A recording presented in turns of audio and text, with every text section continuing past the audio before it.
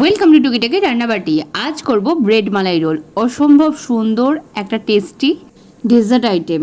চলো শুরু করা যাক। আর ফার্স্টেই বলছি, যারা যারা এখন আমার পেজটা ফলো করোনি বা সাবস্ক্রাইব করোনি, যারা ইউটিউব থেকে দেখছো অবশ্যই করে দিও, তাহলে আমার পেজের আপডেট সবার আগে তোমাদের কাছে পৌঁছে যাবে। এবার চলো মালাইটা রেডি করে নেওয়া যাক। তার জন্য ফুটন্ত দুধে দিয়ে দিলাম 10 টাকার একটা আমুল স্প্রে প্যাকেট, দিয়ে কন্টিনিউ নাড়তে নাড়তে দুধটা ঘন করে নিতে হবে। আর হাতে সময় কম থাকলে দিয়ে দেবে 2 চামচ কর্নফ্লাওয়ার গোলা জল। এরপর আমি ওর মধ্যে একটু ড্রাই ফ্রুটস, আমন্ড আর পেস্তা গুঁড়ো করে রেখেছিলাম, সেটা ওর মধ্যে মিশিয়ে দিলাম।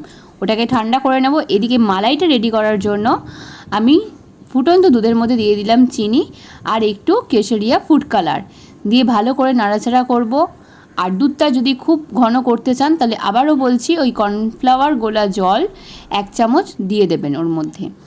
এরপর আমি ব্রেড অর্থাৎ পাউরুটির টুকরোটা চারিদিক দিয়ে কেটে নিয়ে ওটাকে ভালো করে বেলে নিয়েছিলাম, বেলে পাতলা করে নিয়েছি।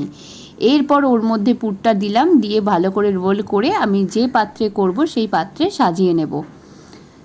দিয়ে এবার মালাইটা অর্থাৎ যে দুধের যে আমি মালাইটা করে রেখেছিলাম সেটা এর ওপর দিয়ে আস্তে আস্তে দিয়ে দেব, যাতে এটার ওপরে পুরোপুরি সোপ করে নেয়।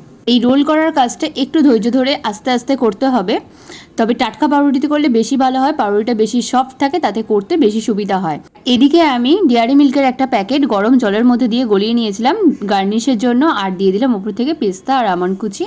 বাস রেডি, এবার শুধু খাওয়ার অপেক্ষা। এটা কিন্তু কাউকে যদি করে খাওয়ান, কেউ দেখে বুঝতেই পারবে না, দেখে তো ছেড়েই দিন, ধরেও খেয়েও বুঝতে পারবে না যে এটা পাউরুটি দিয়ে বানানো। এত সস্তায় এত সুন্দর একটা ডেজার্ট আইটেম।